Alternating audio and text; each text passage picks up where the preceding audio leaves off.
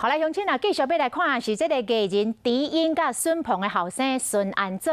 ，2年前伫美国非法买枪甲买枪支，犯着美国的恐怖威胁罪，被抓去关将近8个月，尾也遣送倒来台湾，马上阁互这个私人地检署带走来分案调查。到昨，警察阁一个大牢互起诉，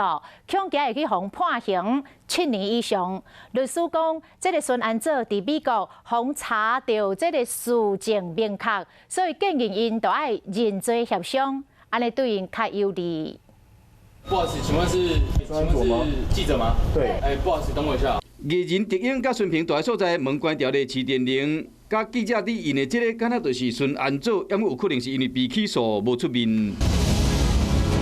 若汽车喷火枪、国挂防毒面具，还是穿军装防弹甲、举枪翕相，孙安祖伫2年前伫美国，互人超出超过1000发的枪支甲军用防弹甲，牵涉到恐怖威胁罪，互人抓去关。因爸母开买3000万，请律师救因后生，伊才有到遣返倒来台湾。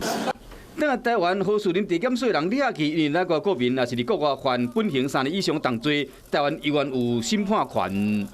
这事发地都在美国宾州啦，所以我们有透过台美司法互助协定，向美方有取得相关的实证，就是去购买零件，企图把它组合成一把枪，但是他供述是他没有组合成功啦。如果你自白的话，可以减刑1/2，未遂呢又可以再减1/2，因为他自己的好奇跟喜欢，所以他去做了这样收集跟组装的动作，所以他的犯罪行为呢的动机呢都是一个情堪悯恕哦，而且是一个情轻法重的情况，可以再依刑法第59条再减一次。孙安祖牵涉的是台湾刑法的枪炮弹药管制条例，甲伫美国的罪名无共款，等于伊伫美国互人关要8个月，若伫台湾被判有罪，那呢这个刑期嘛袂使扣掉。